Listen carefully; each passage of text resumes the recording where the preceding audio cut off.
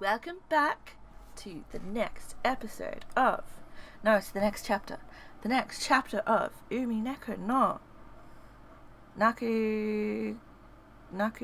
What's the kanji? Koro ni? What's the title name?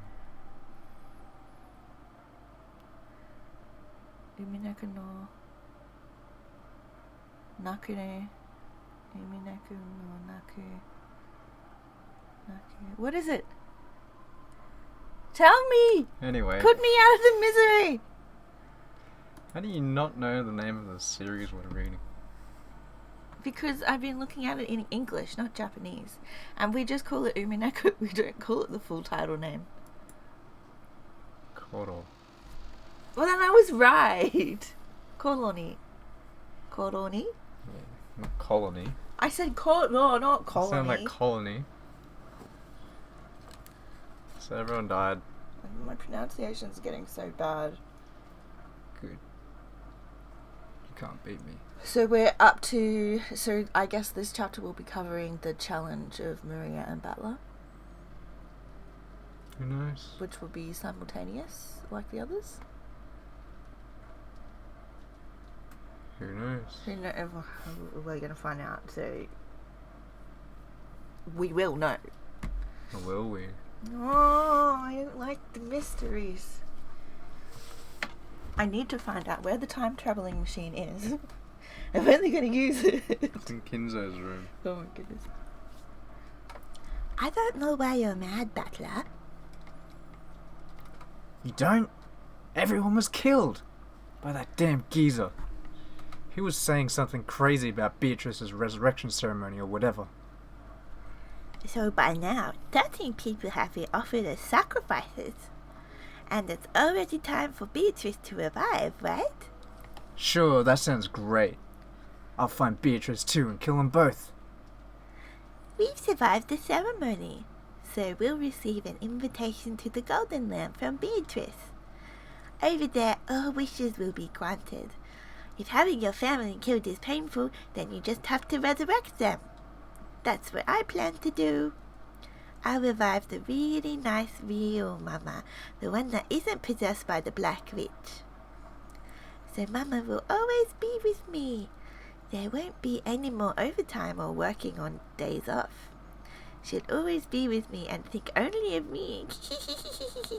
And she'll always fight against fearsome enemies for my sake. There's something wrong with you. Why are you saying something so incomprehensible in a situation like this? Didn't Kyrie just tell you, Battler? Didn't she tell you to believe in the witch? Damn. This is no time to get in an argument with you over something like this. Now, there are no hostages or anything. Anyone left alive. This weird ceremony game is already over. Let me do what I want now. Someone might still be alive. Or someone might be hiding. I'll search everywhere, find them, and then beat the crap out of them. In a rage, Battler grabbed his hat-stand spear and flew out of the room. Maria watched him go, looking bored. Even though Beatrice will grant our wishes soon anyway. Stupid Battler. At that time, the phone rang out again. Maria stood up and grabbed the receiver. Ooh. Hello? Ooh? Ooh! Of course, the sound of the phone also reached Battler's ears as he was about to dash out of the house. With a violent forcefulness, he turned around and dashed into the cousin room. Maria! Who was the phone call from? With a terrifying look on his face, Battler yelled at Maria, who was on the phone. You couldn't blame him. Right now, the only humans left alive on the island were himself, Maria, Goda, and Kumasawa. But there was no way those two could call after being locked up in the gardening storehouse. Which meant there was only one person left. It had to be Kinzo. After continuing her pleasant chat with the person on the other end of the phone for a while, Maria slowly turned to face Battler. Then, with an unsettling expression on her face, she laughed. It felt almost as though the person on the other end of the line was chatting about Battler. Maria, Who's on the phone? Grandfather? It's Telstra. Battler couldn't imagine that this was the case. After all, it was inconceivable that Maria would talk intimately with Kinzo, and that she would be chatting about Battler with that eerie smile on her face. So just what kind of person could be on the phone? Who could make Maria chat with a smile like that? At that time, in the back of his mind, the words Kyrie had spoken to him drifted up. If a witch does appear, there's no need to doubt it. Just believe that it exists. Yeah, Battler just came back. He sure is dumpy. Maria! Who's on the phone? Who? Hand it over? Sure. Here, Battler. After getting the consent of the person on the other end, she held the receiver out to Battler. Here. Maria held the receiver out for him to take, as though it was perfectly normal. Battler hesitated just a little bit before taking the receiver.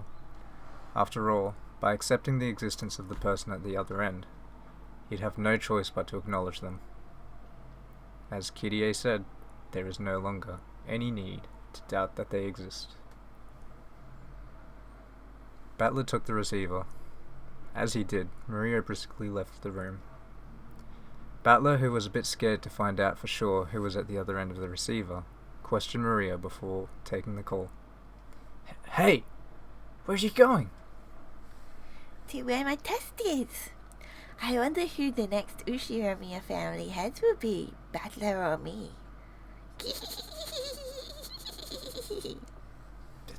Don't go! You'll be killed! I won't be killed. The ceremony is already over, and even if I'm killed, I'll be revived. Whether one of us becomes the head or not, we've already been invited to the Golden Land. See you! Wait! Maria! Battler stretched his hand out to Maria's back as she left, but the cord of the receiver that he was gripping stopped him just like a chain. He readied himself. Battler put the receiver to his ear.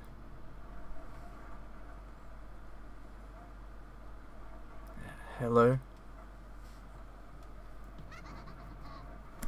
Congratulations! And I'm fine. And you? Screwed up, mocking English filled his ears.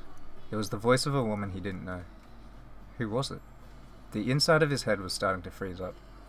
Who was it? What do you mean? Who is it? Ushiromiya Battler? Normally you'd answer, yes, I'm fine. Right? That takes me back. You do that one in middle school, right? That thing you do in pairs. You're insane. Who are you? Answer me. Say it in English. Isn't that your speciality? Don't mess with me. Who are you? An underling of that damn geezer? Underling is a mean way to say it, is it not? At least say prisoner. And Kinzo is my prisoner. Right? That last laugh didn't sound like it was aimed at Battler. It was almost as though Kinzo was right next to the phone, cackling as well. Say your name! Who are you? Who? Guess right, and you could win a free trip to Hawaii. Finally! Finally! It was so long. The days leading up to today were really long. I seriously waited 1,000 years for today. Get it? I owe it to you. My big resurrection. Thank you, Kinzo. Just for you, I'll lend an ear to that last. I'll take that move back of yours. My, aren't you getting a tad too excited? That's not Kinzo's voice at all. Couldn't you act a bit more ladylike? Kinzo and Beatrice sat facing each other over the chessboard on the reception table. There was expensive cheese and snacks to go with drinks, and there were several empty wine bottles lined up. As Beatrice rolled around on the sofa in an unseemly way, she happily held a wine glass in one hand, and was probably completely drunk. I'm in the best mood today, so here's a bonus for you. Hey, Kinzo, don't use Chateau Petrus as a decoration. It's from 1947, right? If you don't open it today, just when do you plan on opening it? Let's drown ourselves in it and play. Then let's whack each other with the empty bottles. What's with this different laugh? Ha ha ha, how amusing. You're too excited, and you're letting loose too much. And what about you, Kinzo? Aren't you happy to be reunited with me? It's the living world, the earthly world, but it was a demon world. I'm confused. Long live my flesh!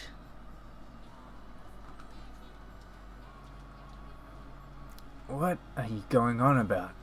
Are you saying that you're Beatrice or something? Yes, I am! Thanks to Kinzo's 13-person murder ceremony, I've finally been resurrected. It's nice having a mouth, it's nice having a tongue. How fun it is to be able to talk to you like this. Come to think of it, even though we slapped each other with abuse so many times, over and over again. This is the first time we've had a conversation like this on the board during the game, isn't it? How very fresh. Oh, did you hear that pop sound just now? He opened it. He seriously opened the Chateau Petrus. Do you know how much a single bottle costs? Almost as much as a whole 10-kilogram ingot, you see. Cut the crap. Beatrice? The Golden Witch, you say? Give it a rest. Where are you? Is that damn geezer with you too? I'll beat the crap out of both of you. Where are you now? Answer me. Oh, so you want to meet me? It's tough being such a popular woman. But please don't try to chat me up when Kinzo's around, okay? This guy gets seriously jealous, so he has a bad temper, you see. But when Kinzo isn't around and we're all alone, I'll love you all you want in secret, okay? You're insane. Kinzo, I've changed my mind. I won't do Maria's test. You go. How fickle. So, are you saying you'll do Battler's test? Nothing wrong with that, right? That guy's so much like a younger you that it makes my heart race. Don't worry, I won't cheat on you. This'll be the only time I'll be alone with him. I'm always alone with you in bed, right? Ooh. But no more tying me to the bed with the collar, okay?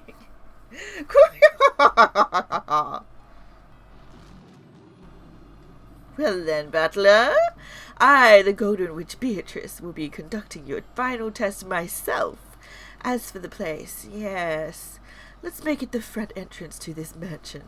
Battler, make sure you try seriously hard in this test to become the successor, okay? I mean, Kinzo's practically dead on his feet. If you become his successor, you'll be the new owner of everything on this island. If it's you, I wouldn't mind becoming all yours, see? Rule over me just like Kinzo did, okay? The front entrance of the mansion? Perfect. You drunk bastard. I'll sober you up. I'll fix that hangover with a burning punch. Prepare yourself. Battler impulsively slammed the receiver down. There was no need to talk through it anymore. I'll meet her face to face and settle this.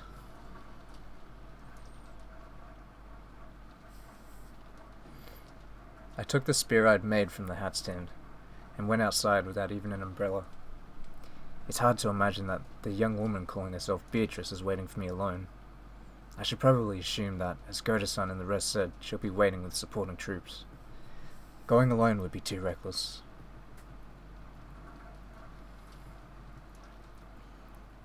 Goda-san, Kumasawa-san. It's me, Battler. I headed for the gardening storehouse first. I need all the help I can get. Goda-san is big, so I can probably count on him for some firepower. I don't know. Kumasawa's knowledge and familiarity with the terrain as a senior servant might become a huge weapon. Both of them have master keys, and they know more about the mansion than I do.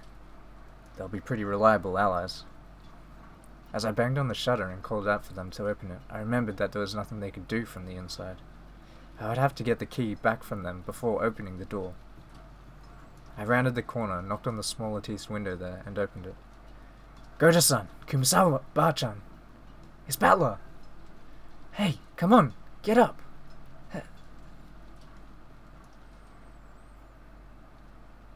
The scene in the shed, lit by a dim light bulb, was very strange. Goda-san? Kumasawa-san?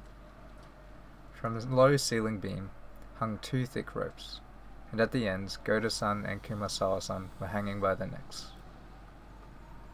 It was dim and cramped because of the various pieces of equipment strewn about, so I couldn't make out the situation clearly.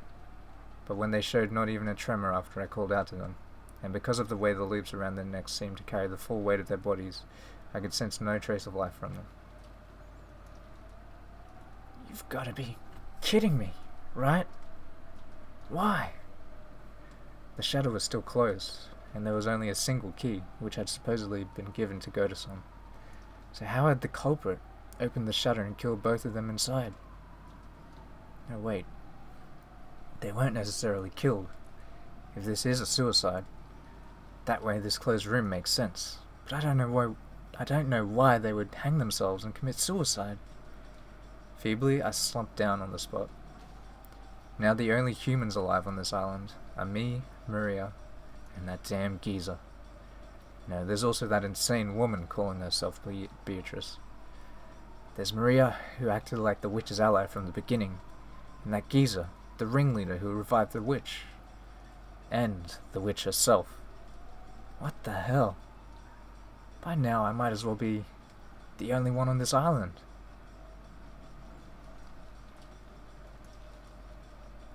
Using my pole as a cane, I feebly rose. Damn, I can't do it like this. I've got to avenge everyone. Damn it. It's useless this way. It's useless. It's all useless. Damn it. Might as well cry while I can, so that my frail emotions will be squeezed out with my tears. Then I straightened up and gazed into the darkness in the direction of the mansion. At the entrance of the mansion, the witch is waiting. I'll go and settle this. I'll find the source of this weird, insane night and crush her with my own hands.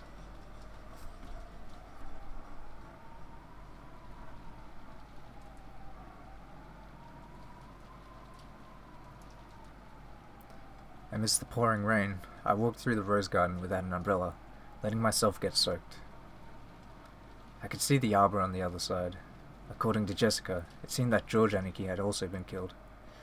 Well, by this point there's no need to worry about the lives of any hostages. I left the path, aiming for the arbor. Then, I saw George Aniki's weather-beaten corpse. Aniki.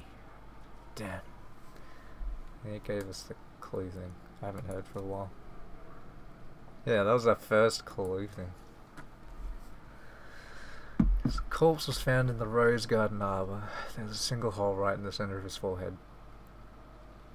Probably reasonable to assume he was shot with a gun or something similar. It's a brand of humiliation, marking his defeat to God. The corpse was in front of the arbor. If he had died under the arbor, he might have at least been spared being beaten down upon by the rain. In Aniki's forehead was a gaping hole, as though he'd been shot with a gun. Perhaps because the rain had washed everything away, his face wasn't covered with blood, so he looked almost like he was sleeping. However, his clothes were stained a deep red, and there were still signs that a large amount of blood had flowed out. How happy I'd be if he was sleeping, or else pretending to be dead. But even though the rain sprayed against Aniki's eyes, they remained open. And the hole in his forehead was no joke, but absolutely real. There had been a faint chance that even Goda-san and Kumasawa-san, hanging by their necks in the gardening shed, had been them playing a bad joke, but that naive possibility had now been completely denied. And as I looked at this corpse, I became completely sure. Just as Goda-san had once said, the enemy had come to take lives like pieces on a chessboard. There's no mistake. It seems that old geezer and the witch really don't view our lives as anything more than that. That damn witch said something over the phone. Something about us being on the game board.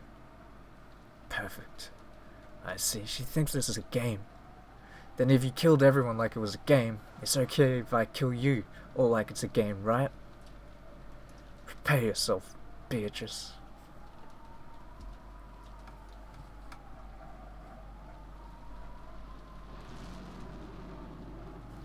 The lightning caused the mansion's vast shadow to rise up. Finally, the mansion. As the massive shape came into view, there was no silhouette of any person. It seemed that there weren't any underlings waiting for me in the pack, or anything like that. According to Kirie-san, there were massive amounts of attendants with goat heads. At least for now, I couldn't sense a large group of them hiding and staring at me. What's this? Beneath the roof of the entrance, there's something set down. What is this? A box? It looked like the kind of small box that girls often keep trinkets in. Or maybe it was the same kind of extravagant cigar case you'd find in a reception room.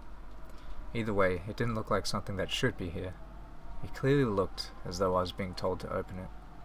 But for some reason, opening something being offered to me was irritating. However, it didn't look like we'd get anywhere if I didn't open it. Could it be that it's set up with some trap to make it explode when I opened? Thinking things like that, forgetting even to come under the overhang, I continued to glare at the box, still beaten it down upon by the rain. Then, mixed in with the thunder, was some kind of music? It sounded like that. It was the tone of the big clock in the hall, announcing 12 o'clock, midnight. It was also a sound announcing that this insane day, October 4, had finally ended, and that the much more incredibly insane day of October 5 had begun. The sound quieted, and I could hear an eerie laugh coming out of nowhere. I got the feeling that the voice was coming from the heavens, and I looked up at the sky.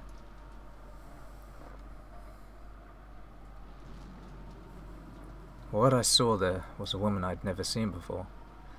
Now, it's not true that I never saw her before. I saw her once today. Yes, in the portrait inside the mansion. The clothes were different, but that face was just like the witch of the portrait.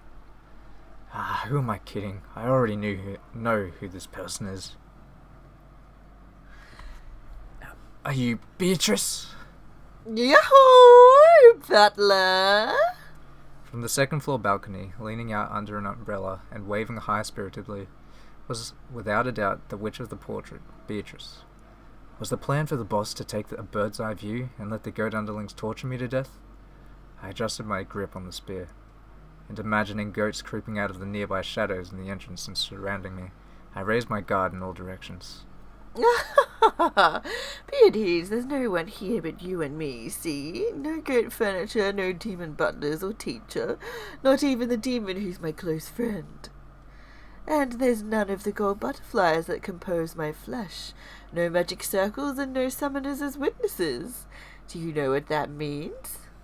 No clue. Quit babbling. It is true that I have met you several times, even in this world. Almost as though we just missed each other. As you know, this world of humans is filled with toxin just by your existence and your doubting of me. Almost like solid ramparts strengthening the guard around you, the king. And through multiple games, I have advanced pieces one by one, split them apart and cornered them, leveling your ramparts bit by bit. Then a faint crack finally opened, and I sent a bishop in so that it could approach right up next to you. But as you know, bishops are pieces with blind spots. As long as you stay on that black squares, a bishop on black can wield a massive influence. But if you escape just one step to a white square, even if I close in right next to you, I will not be able to touch you. That is why I have progressed through this game by sending in various pieces to prevent you from staying on a white square, forcing you out in front of me, the one who controls the black squares next to you. However, There are now holes opened all over your ramparts, and I was able to send in not a bishop but a full queen. Do you know what kind of piece a queen is? A rook plus bishop. Is that what you're trying to say? That now you not only control the black squares that are part of the illusion of the witch, but have been able to eat into the white squares of the human world at will? That is correct. You have been calling the squares with the gold butterflies that are my minions the illusion of the witch, and you have denied them as unobserved unrealities, right? I know. For that very reason I have openly descended to the white squares like this.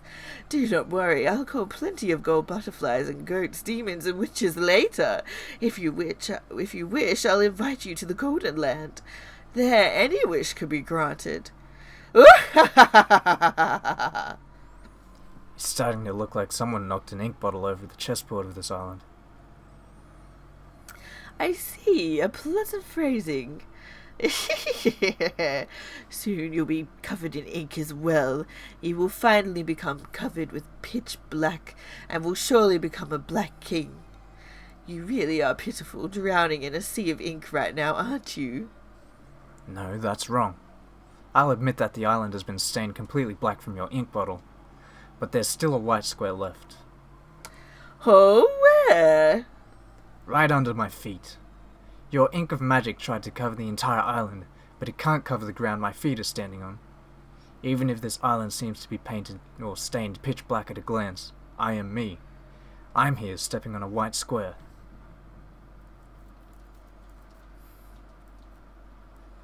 It's strange. Until a second ago I was shivering all over, but now that she's appeared openly right before my eyes like this, my terror has actually lessened. Interesting. Ghosts are more terrifying when you can only sense them. When you can see them, and they have a face you can plunge your fist into, there's nothing scary about it. I don't know, I feel like if you could see a face it makes it more scary. However, she definitely isn't an interesting or a friendly person. She can kill me instantly by snapping her fingers while rolling around giggling. Stop! Whether we interpret the result of her snapping her fingers as magic flying at me or underlings showing up to shoot me, it doesn't matter. Anyway, whether this is a fantasy or a mystery, that queen is in a position where she can kill me by just snapping her fingers. I see. So does this mean she's the queen of this island? Oh my goodness, I need to stop. Who reigns over both the white and black squares? Well then, it might be amusing to wait until you catch a cold in all that rain, but it's about time to move to the matter at hand. Can you see the box down there? Your test is inside it. Wait, after all that's happened, I'm not interested in some stupid game about who'll become successor. My game is to take you out, or you and that damn geezer, and all of you guys who killed everyone, and smack him with a Gian punch. One of those face crushers. Oh, sir, you will fly through the air up to my balcony? Very well, very well. Then look, come on, right now. Here, up, up. Damn you, acting so carefree just because you're in a completely safe place. I'm coming over there right now, so prepare yourself and wait for me. No, the door's locked. Of course, the shutters are down for all the windows. My castle isn't so fragile that a single king like you could break in. That a single knight like you could break in. I tried opening the door to the entrance anyway, but it really was locked. When I looked around, I noticed that the shutters were closed on the windows after all. Normally those wouldn't be closed. Looks like you've prepared for everything. Where's the key? Goda-san and Kumasawa-san probably had master keys, but they were in the closed room of the gardening shed. I can only give up for now. Damn. Guess she's no fool herself. Do you really want to be right beside me so much? Alright, if you impressively pass your test, why don't I grant you an audience? If you pass, then you'll become the successor and my new master. My flesh and soul will be yours to do with as you please. for I am no more than the Ushiomiya family's furniture.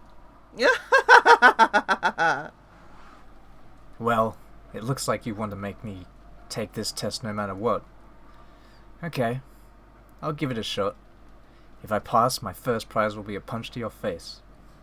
Scary, scary, but it's not like I mind being controlled by violence, you see. Grab onto my head, make my face twist in pain, tear me apart like a hawk does with its talons to its prey, scratch at me and trample upon me. Ah, remind me of Kindo in his younger days once more. That single time in my 1,000-year life. Remind me of the day I was taught the joy of being controlled, surrendering and being reduced to furniture. Oh, she's got some really weird... You damn drunk.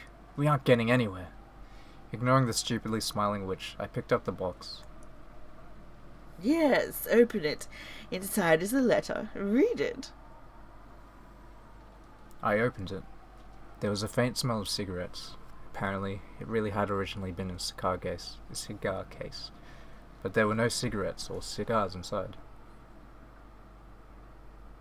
Instead, there was a Western envelope with the one-winged eagle crest. And when I opened that too, there was a letter inside. I looked up at the witch. She was grinning down at me. It seemed she was looking forward to seeing what kind of reaction I'd have to the contents. Damn, just perfect. Its contents were something like this. Among the 3 mentioned below, in order to gain 2, sacrifice 1. 1, your life. 2, blank's life. 3, everyone else's lives. If you do not choose one, all of the above will be lost. What's this? Some pretty creepy stuff's written here. More importantly, the second one's blank, so I don't even know whose life it's supposed to be. Indeed. That second one is where you put the name of the one the test taker loves the most.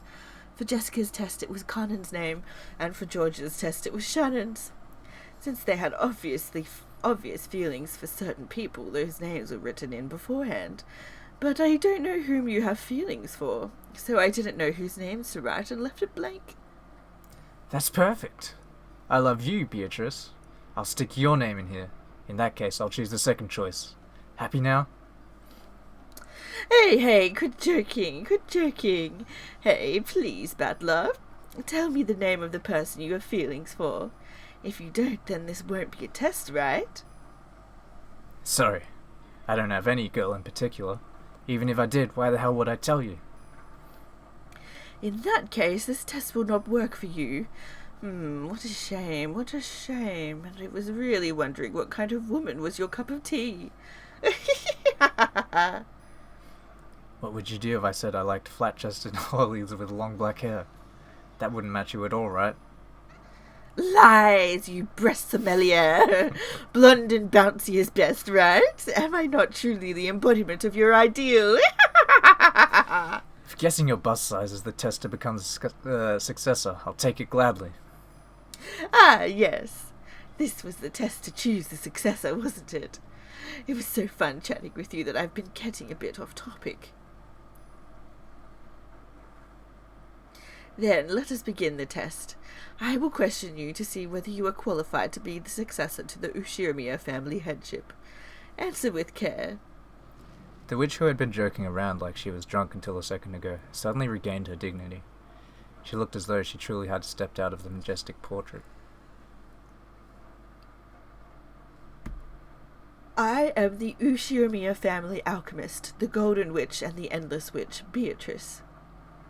Do you have the qualifications to inherit the Ushiomiya family and all of my gold? That is what I will test. State your name. Ushiomiya Butler. When faced with the dignity you wouldn't have imagined from her appearance a short while ago, I answered without any hesitation. And from that, yes, I see. I can tell why she's worthy of calling herself the true queen of this island. Very well, Ushiomiya Butler. However, for these 6 years you have thrown away that Ushiomiya name, have you not? Why was that? Because I ran out of love for that old bastard. I know. It was because you felt that your father's remarriage disgraced the death of your mother, whom you respected, yes? I see you have no blood relation to your new mother whatsoever. It's not as though I can't understand why you'd be unable to accept that mother. However, no matter whom your father remarried, that wouldn't change the fact that his blood runs in your veins, correct? What are you trying to say? I can somewhat understand the childishness that led you to resist your father's remarriage, since you wanted him all to yourself. However, was throwing away the Ushiromiya name as a means of resistance not a disgrace to your family and your blood? You were born and raised Ushiromiya, were you not? Do you think you had the right to forget that debt and throw away the Ushiromiya name? It's got nothing to do with you. This is between me and Dad. The Ushiromiya name does not belong to you and your father alone. That was your childishness, nothing more than your inability to forgive the fact that your father was stolen away by an unknown woman. Those 6 years during which you threw away the Ushiromiya family register were a significant period during which you covered the Ushiromiya family in mud. Know the depths of that sin. Well, sorry I'm so childish. However, even though it occurred around the time of the deaths of your grandparents, you did well to return to the Ushiromiya register. For that, let us give you a chance to purify that sin yourself. Now is the time to compensate for your sin of 6 years ago. Come, try to remember your own sin. Remember that, confess and repent. That is the test I shall give you.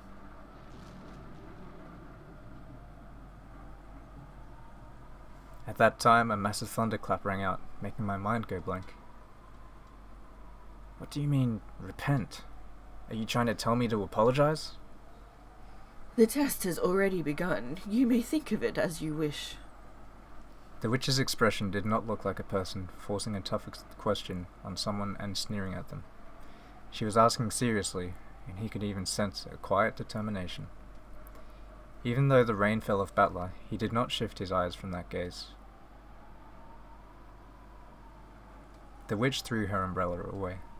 She abandoned herself to the falling rain, so that the rain would fall on her until Battler answered that question. She had chosen to let the rain fall on her as well until he reached an answer. For some reason, Battler understood that, and yet he didn't understand. Well, if you put it that way, I do think I was being childish. All things considered, even Dad getting remarried didn't cancel out the debt I owed him for raising me. I hear that Dad always kept on paying for my living expenses, and that he even said he wanted to participate in school events. The only reason he couldn't come was because I told Grandpa and Grandma not to let him come, no matter what. It's true that I can't argue back, if you want to call that my childish resistance. But you know, in that case, who would clear away Mum's, Ishiremi Asumi's regrets, even though Mum was so devoted to our family and did the very best she could? Despite that, Dad was cheating with Kirie-san. He even got her pregnant with Angie. And then, along with her birth, he rushed to move them into his register. If that wasn't a betrayal of Mum, then what was it? Who will clear up Mum's regrets? But what you're saying is also right. Even though the cheating was a fact, the debt I owed for being raised was real too. In that case, they cancel each other out, so there's absolutely nothing wrong with me leaving the family, is there? That's right, I had the right, no, the duty to smack Dad in Mum's place, didn't I? But I didn't do that. I left without saying anything, as though I hadn't been there in the first place. And Dad forgot all about me and started a new family with Kirie-san and Angie. Doesn't that settle everything? But since then, 6 years have passed. Time healed the anger. Kirie's son understood my anger, and even so she tried to interact with me, even if it meant tearing her heart apart. Angie didn't know anything about the situation, and even though I lived in a separate house, she was raised believing that I was her real big brother, and loved me as if it were true. Dad casually said to come home any time I wanted. It started to feel more and more ridiculous. I thought it was about time for me to cool my head as well. So I said I'd put it all behind me as long as Dad apologized. Then came the day of Grandpa's funeral. Then he really did put his hands on the floor and apologize, looking unbelievably pathetic. Dad did that and seriously bowed his head to me, you see? When I saw that, it felt like it'd be stupid to keep it up any longer. I'm sure Mum thought the same thing. Every time Dad and I fought, Mum would always laugh and mediate for us. "Oh, were you fighting over something that silly?" is what she'd say. I could feel Mum saying that and laughing. So, though I couldn't actually say I'd forgive him, I thought it might be okay to start over again from square one. So I decided to wind everything back to how it was 6 years ago. Then I returned to the Ushiremiya family register. I'd also cried, raged, and worried for a whole 6 years. It might have been the same for Dad, and for my dead Mum. Maybe even for Kirie-san and Angie. So we went back to square one, and I returned to being Ushiremiya Butler. That's my immediate family's problem, and has nothing to do with the Ushiremiya family. You have no right to judge that as a sin, and I have no obligation to show repentance to you. If there was anyone I should have done that for, you've already killed them. So I won't apologize for anything. I won't repent. That's my answer for this test.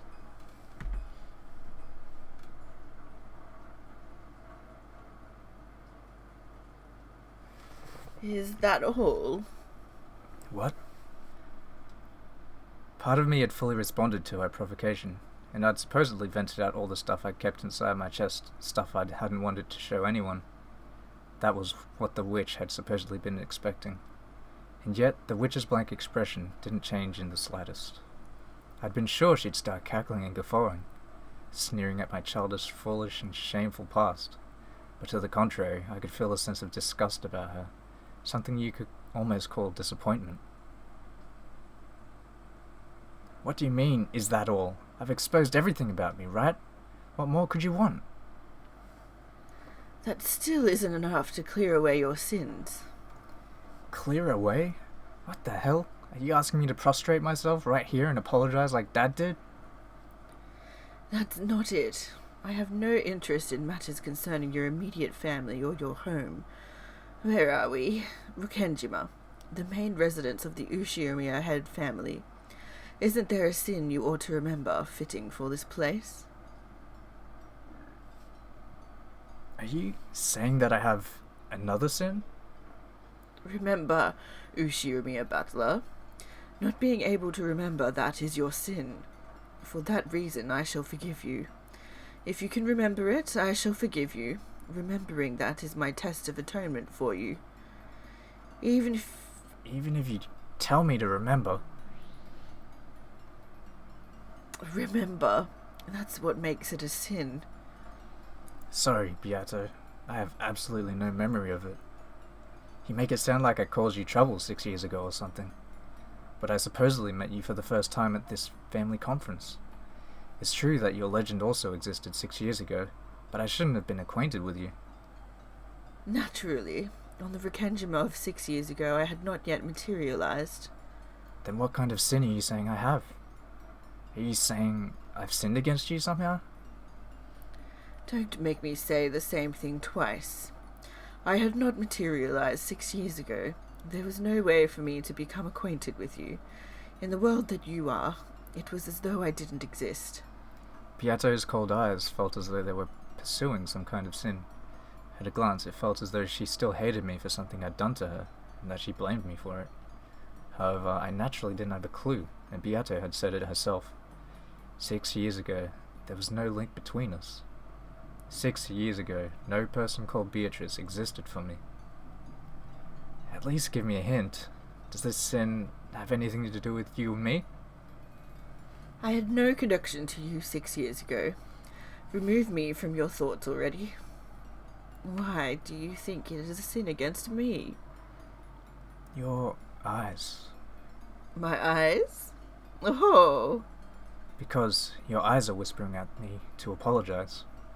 But I had no connection with you 6 years ago, and it looks like you acknowledge that too. Is that true? Is it really not a problem between me and you? I already said it wasn't. No problem between me and you has anything to do with this. But still, your eyes are telling me differently. so I don't even have a clue. Can you say it in red? Can you proclaim that the sin you're telling me to remember isn't something between you and me? Very well. The sin I am now demanding that you remember is not between Ushiromir Battler and Beatrice. Then why are you looking at me with those eyes? I don't know. I am simply gazing at you blankly. If it feels that way to you, perhaps there's something making you feel that way. What kind of sin are you saying I have? Ushiromir Battler has a sin. And I'm asking you what kind. I'll bet it's just some trivial sin, like hitting someone or tricking someone. Because of your sin, people die. Liar! I've never killed anyone. Then say it.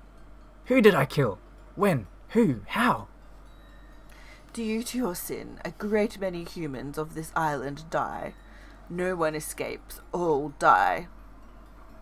What? What kind of incomprehensible thing are you saying? Are you saying I killed everyone? I'm a killer?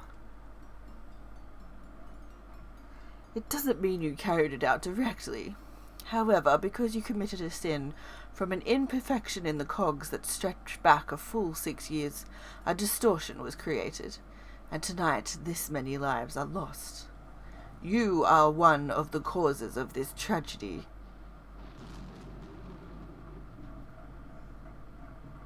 Quit messing around. I'm the cause? Then what? Are you saying 13 people died because I abandoned the Ushiromir register 6 years ago?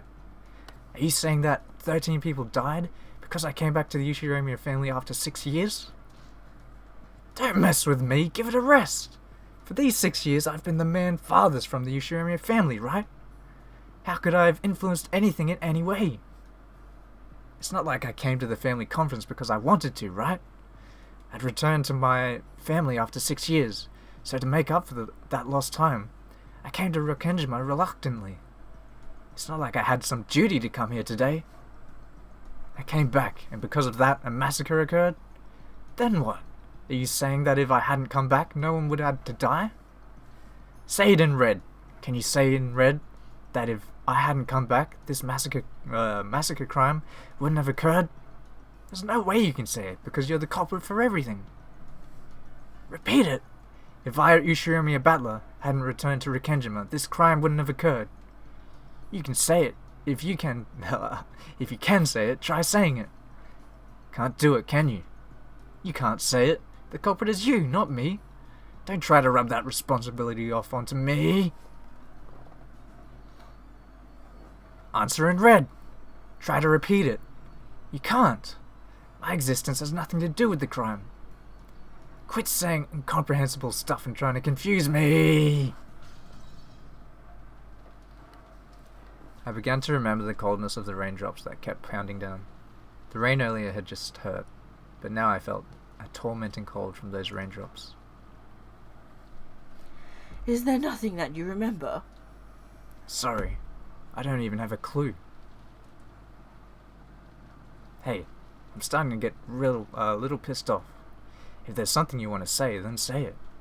If you have a grudge against me, you just have to say it out loud. Don't do it in such a dirty way, forcing me to remember. I'll ask one more time. Can you remember any sin? No! I can't remember anything.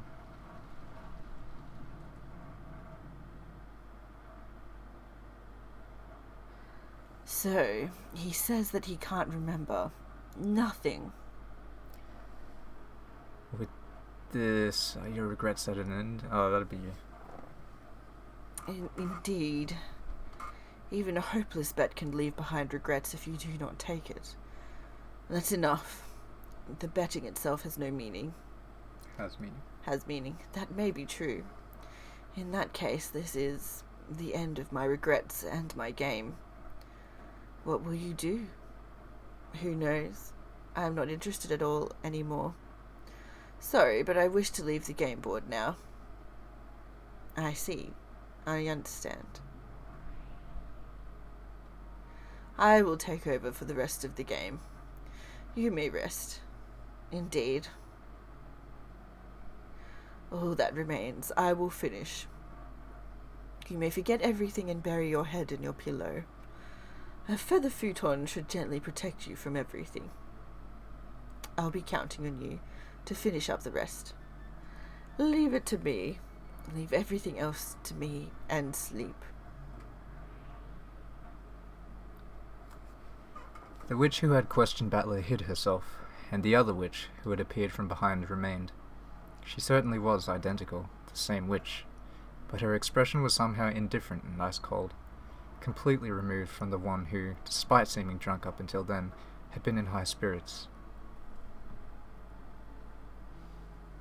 Hey, are you listening? Isn't this enough for that test thing? I don't care whether I passed or failed. I won't be satisfied until I can bash your face. Come down here, or else open this door. The witch did not answer. Her eyes were as ice-cold as Battler's shoulders. She was now clearly a different person since the time she'd first appeared on that balcony. The witch gazed into my eyes and gave 2 small shakes of the head. Even without words, I was able to gather that she was expressing some kind of disappointment. Without saying anything, the witch turned on her heels. After that, only Battler remained, the cold rain still beating down on him.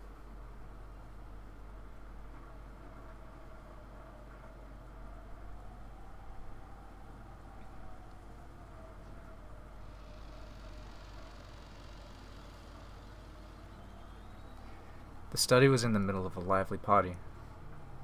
It seemed that Garp was making fun of Virgilia, having tripped her up in some stupid way. There was spitting. What is that? You can kiss it. Yeah, those are your characters. Leah, Leah, Leah, gop, gop, gop. At each other.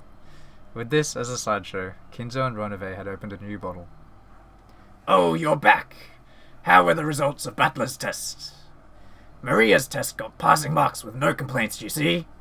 I've despised her as a little girl. But see, why, oh my, not bad, not bad. Wah ha ha ha ha ha. It seemed like Kinzo was dead drunk. Facing Beato, who had returned, he laughed with the same level of tension as the time they'd left for the tests. However, Ronove and Virgilia instantly noticed the change in enthusiasm. Garp also froze her expression and went silent. Wah ha ha ha ha ha. What is it, Beatrice, my beloved witch? Not enough to drink? Not enough on the side? Let's pour it all over a cow or something and roast it whole. Ooh, not bad. Ronove, prepare one right away. Beatrice, let's leave the results of Battler's test for later. Why don't we have a roast with spare rib first? Ooh, ha ha ha ha. Roast yourself whole. Ha ha ha ha. What? The witch who had spoken bluntly coldly passed by Kinzo's side as he doubled over, laughing in a great mood. Then behind the witch's back, the old summoner's body suddenly went up in flames. Gah! Whoa, gah! Why?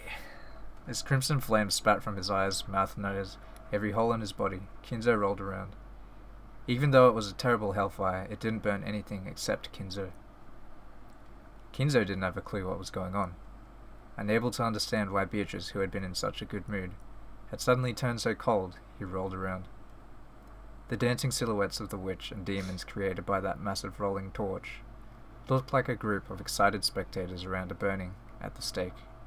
However, the eyes of the demons who watched over it were indifferent.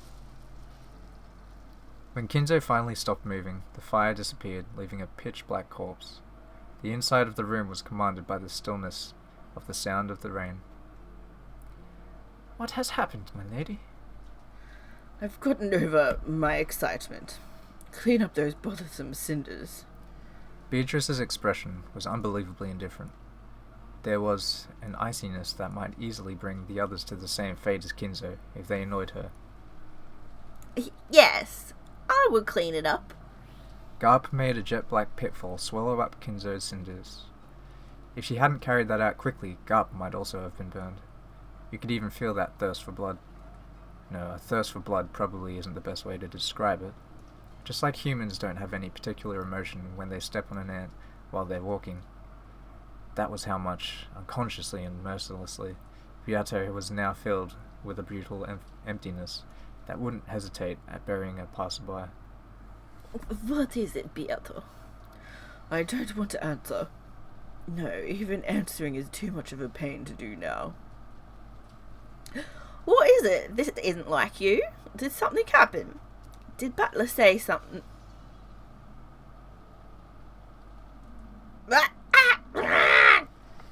Beatrice didn't even answer. It seemed that she even ignored it. But there was a change in Garp. From her feet, a creaking, cracking sound rose like thin ice breaking, and in an instant turned Garp into a glass sculpture. Garp! Disappear for a while. I'm in a very bad mood. Beatrice spoke that, in a truly cold voice, which could freeze the heart just by hearing it. Certainly. Then please allow us to retire. If you need anything, call at any time. After bowing, Runaway turned into a cloud of gold butterflies and hid himself.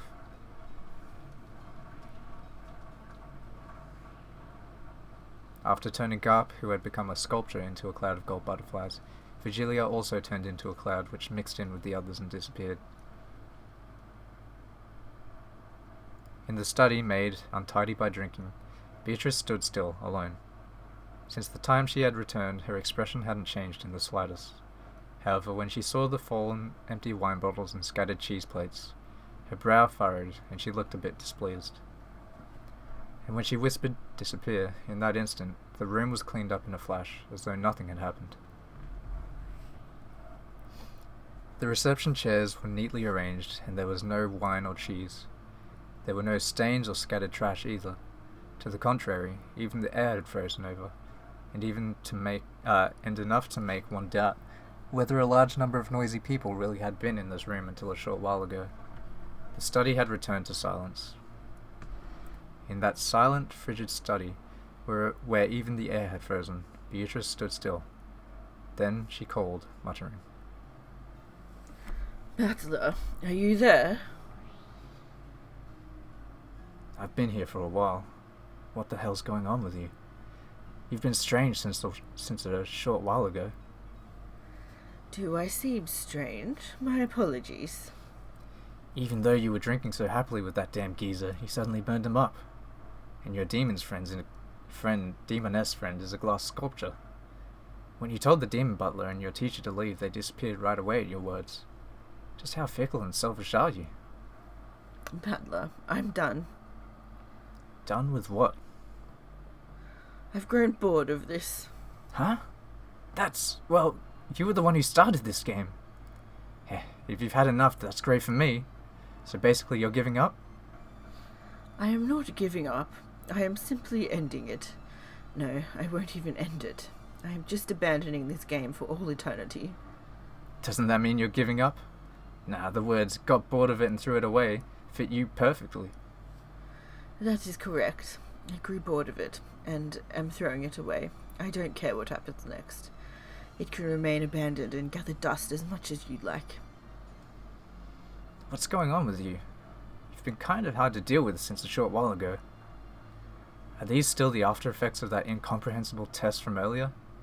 If you've got a grudge, all you have to do is say so clearly. You said in red that it has nothing to do with you, but that's got to be a play on words, right? It's written all over your face. You have some grudge against me. How many times will I have to say I have no grudge against you before you'll understand? At the time you committed your sin, I did not exist. As Beato spoke with an offended expression, her face twisted to look even more displeased. Fickle, inconsistent, moody, temperamental, selfish and simple-minded and cruel. But even so, she hadn't shown an expression as strange as this even once until now. Well, you were the one who provoked me into this game. I'm a bit let down that it wasn't resolved, but feel free to invite me again if you feel like it. But when that happens, allow me to politely refuse, okay? He intentionally spoke in a mocking tone, but Beato showed no reaction. Battler hung his head and clicked his tongue. We've circled around October 4 and 5 over and over again, but I've finally had just about enough of this role. This way, the boat will come tomorrow. That's right, and then the seagulls will return to the harbour. I'll finally be able to hear Rekenjima's signature and nya nya cries. After all, maybe because of the weather, they weren't there at all when I came to the island. When the seagulls cry, everything will end, I guess. All done, the end. What a relief. Exactly. What is it that you're misunderstanding? Huh? What did you say? I said that nothing would end. With this, everything will be abandoned. The game will be forgotten, and the pieces on the board will be abandoned as they lay. There will be no advancing or returning, no taking and being taken, no victory, no defeat, not even a tie. Just abandoned. Doesn't that mean it's over? Wrong. On my turn, the game will stop for all eternity. Your turn will not come. So there will be no victory, nor defeat, nor a tie. In the past, I couldn't let you do that. After all, one of my goals was winning against you. However, I've lost interest, so there is no longer any point in making moves any longer. What do you mean by my turn not coming? I thought that Beato getting tired of the game meant I'd be released and that I'd be able to escape Rekenjima, but for some reason, Beato's repeated words about the difference between abandoning the game and settling it caught my attention.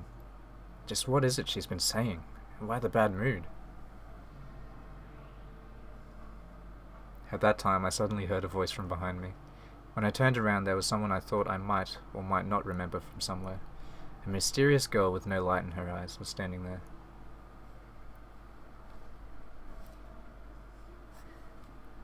What this kid's saying goes something like this. She means putting the lid on this game and leaving the pieces as they are. The game will be locked away for all eternity without ending. Oh, I forgot her voice. The only way for you to return to your original world is to win against Beato. So if Beato abandons the game, get it? Suddenly, in a different place, was a girl wearing a bright pink dress. I had a feeling I'd met her somewhere too, but I couldn't remember. More importantly, was the meaning of her words. If the game is just abandoned, then... huh? That's right. Our match won't be resolved unless enemies and allies meet. It would mean that you'd never be able to win and escape from this world for all eternity. What it comes down to, I guess, is something like taking the key to the cage that you're locked in, fastening it to the collar of a pigeon or something and letting it fly. This isn't funny, Beato. We didn't come this far to watch such a boring game. Calling it a day like this is no joke. I agree with Lambda. I came here to make Battler win and to make you rather than defeat. I still haven't achieved that goal. I won't stand for you abandoning the game at a time like this and running away. I acknowledge that it would mean the curtain call for a game that disappoints you, ladies. However, I, the host of this tea party, am fickle. Once it's lost its fun, I know no way of entertaining. I believe that's been my witch-like way of doing things from the very beginning. There are no problems, yes? Certainly. I won't go against your creed. I won't accept it. Quit fooling around. How much do you think I've supported you? You think I'd be okay with that after all this preparation? Don't mess with me. I am saying that I have tired of it. Nothing more, nothing less. That's not gonna fly. We'll have you continue this game. You want to win against Battler, right? You want to win and make him surrender, right? You're almost there, aren't you? Am I right? Don't ask me that. But I have an opinion too. Let me say it. What? This is a fight you picked. I'm prepared to settle this once and for all. I've come close to surrendering many times, but I've never had any intention of escaping partway through, leaving the match undecided. Since I'm here, showing the will to fight, you'd better not run away, Beatrice. I agree. Getting Butler involved and then leaving without giving him victory or defeat is just too irresponsible. Suddenly even Gretel was there, and everyone was calling Beato irresponsible. Oh, it seems I'm mostly being called irresponsible because Battler will, as my opponent, be stuck. In that case, Battler, will you step down from being an opponent as I shall? That way I will have done nothing worthy of criticism. If I step down, will I be able to leave Rikenjima? There's no chance you'll be able to leave. Just be covered in dust and let it pile up on your shoulders. Quit fooling around. What an irresponsible person. You've killed such a large number of people. On top of that, using a witch's power, you've done it over and over, killing in groups and waves. I definitely won't let you escape without taking responsibility. Responsibility? Oh, what is it I should do to take this so-called responsibility? Fight until a resolution is reached.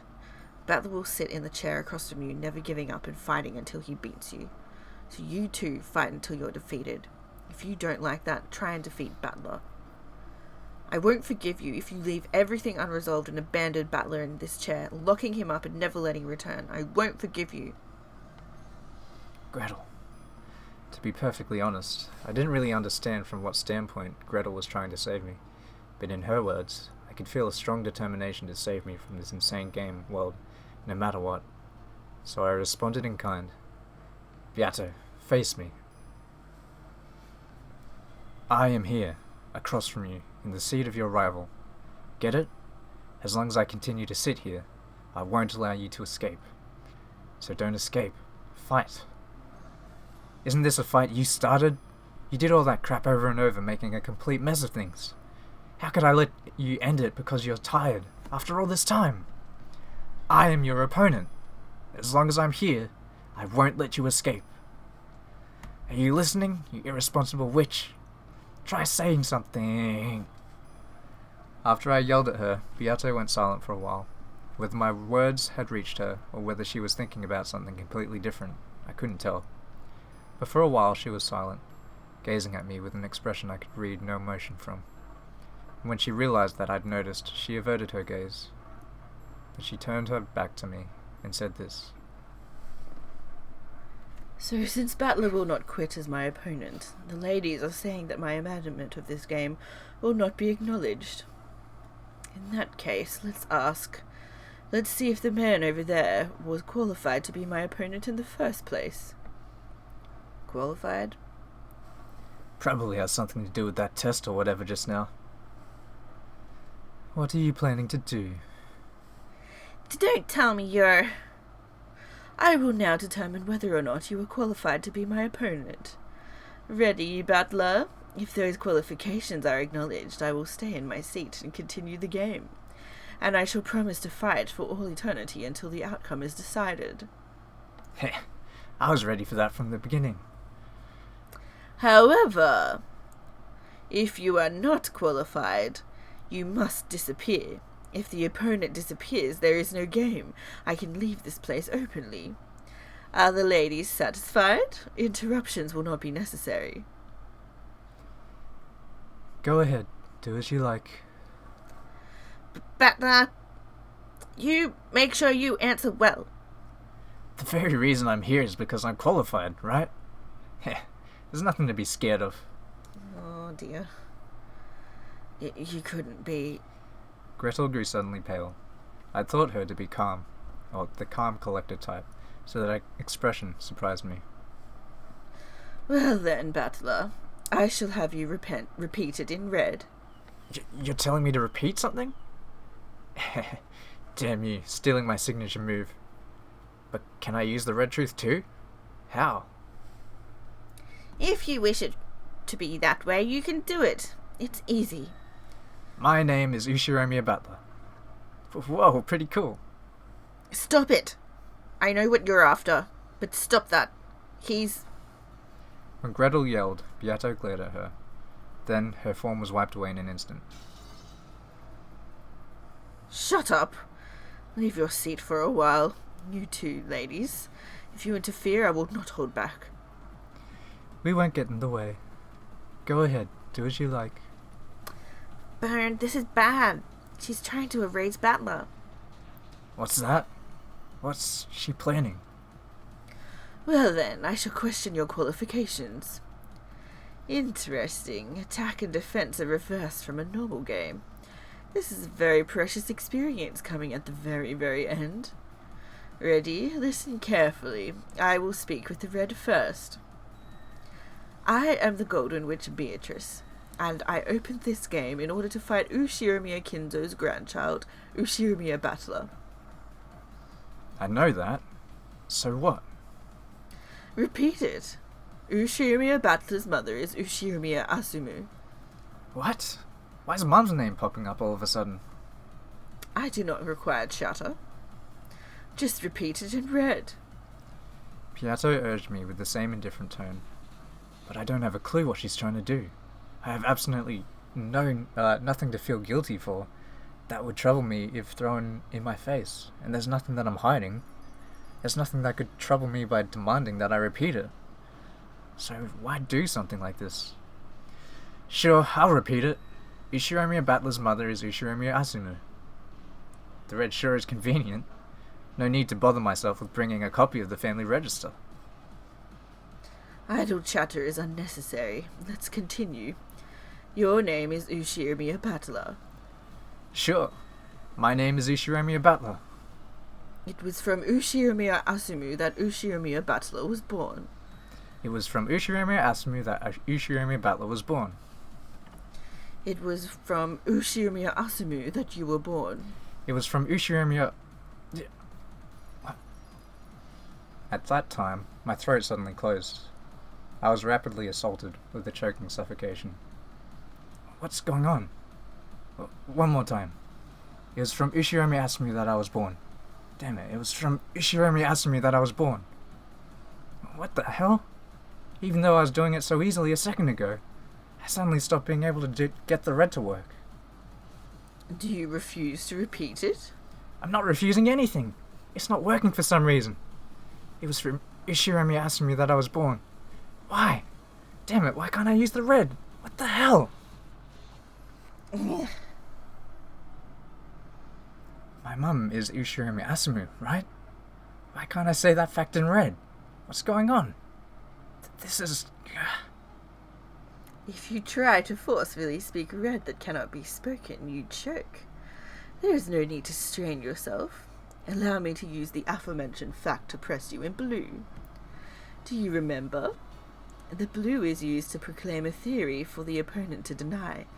They are then burdened with the responsibility of denying that in red, and if they do not, it becomes your victory.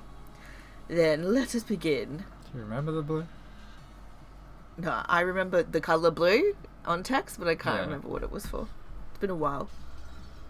I think they hadn't used it yet. I haven't seen this blue. Has she? Due to my previous demand to repeat and your subsequent refusal, I proclaim that you are not qualified to be my opponent. After all, Beatrice opened this game in order to fight with Ushirimiya Kinzo's grandchild, Ushirimiya Battler. So blue is basically like making a claim. Okay. And if they can't refute the claim, then it essentially becomes whatever. Yep.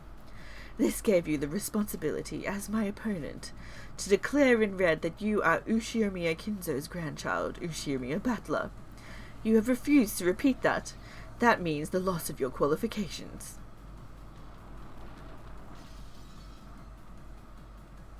Deny something about that in red. Quickly. Sure. I am Ushirimiya Battler. Because I can say that in red, I should be your opponent. It may be a fact that you have the name Ushirimiya Battler. However, people's names are not exclusive. There is a possibility that multiple humans have the name Ushirimiya Battler. In short, this is what it means. You are a different person with the same first and last names as Ushirimiya Asumu's son, Ushirimiya Battler. What did you say? Don't be stupid! I'm Mum's child, Ushirimiya Asumu's child. It was from Ushirimiya Asumu that... Damn, why? Why can't I say that I was born from my mum? How could something so stupid be true? Why is he focusing on his mum? Why doesn't he just say, like, his dad is his dad? Just shocked, I guess. I feel like that would... Battler, you're being stupid. No need to suffer. I will not toy with you.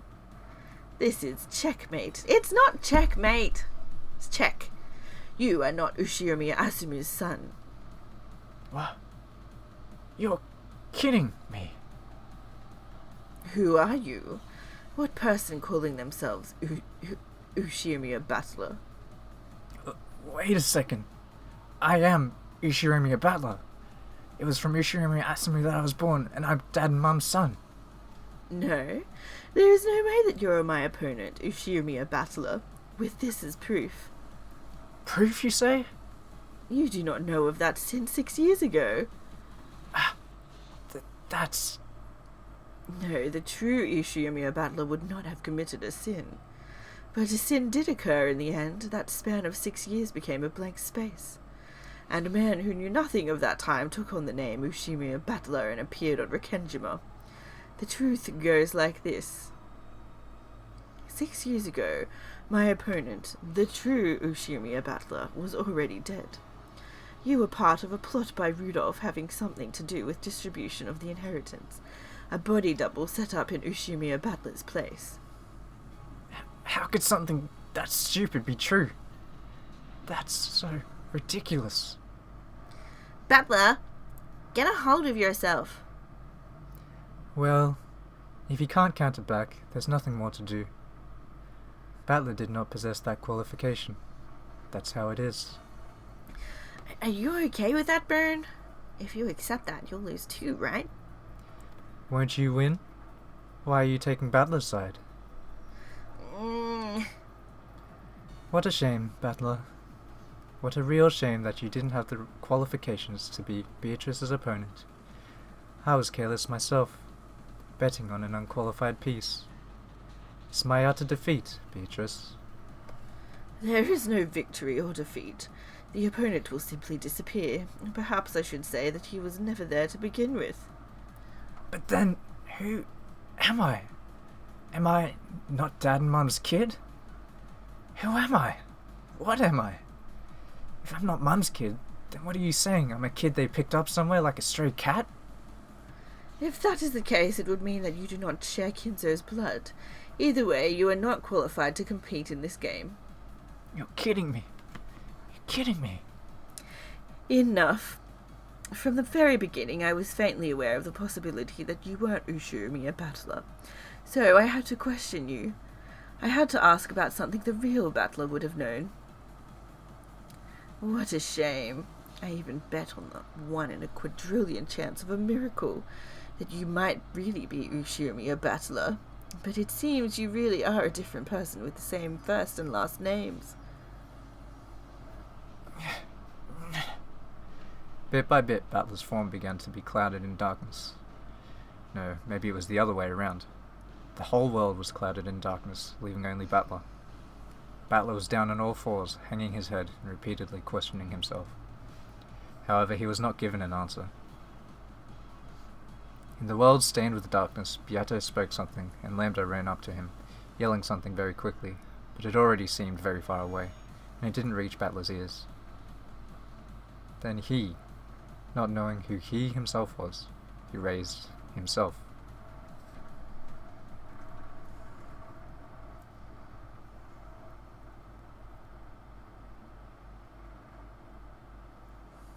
Battler!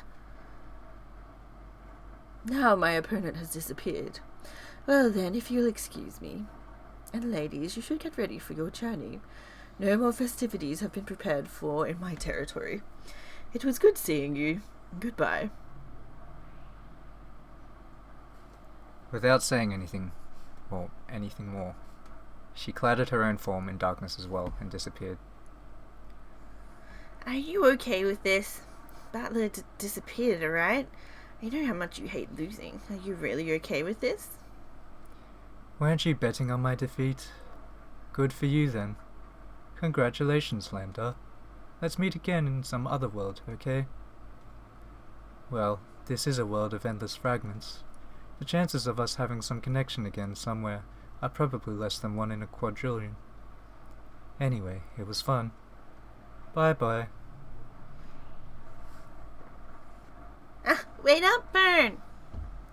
Chasing after Bernkastel, who had disappeared first, Lambda Delta disappeared as well.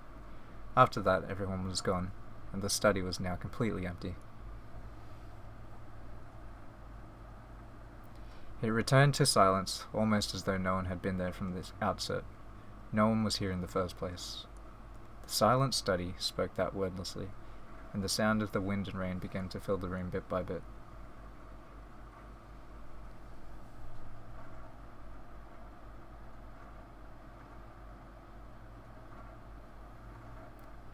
In a world where everything had sunk into darkness, Beato questioned herself. As I thought from the very beginning, magic should only have been used within the mariage sorcier. Seems so. I also thought that with Auntie. The Witches' Alliance is you and I. It started with those two. Including other people was our first mistake. It's just so fun. We wanted to add someone close to us into that circle. And we wished that the Witches' Alliance would get really large, that everyone would be able to use fun magic together, and that we'd all be happy. However, only you and I were able to understand magic after all. We are the only two witches in this world who were brought together by a miracle. And now, as long as I have Beato, I don't need anyone else. Me too. As long as you are here, I don't need anyone else anymore. In the very first moment that Mariage Sorcière was formed, it was already complete. That is so. That is truly so.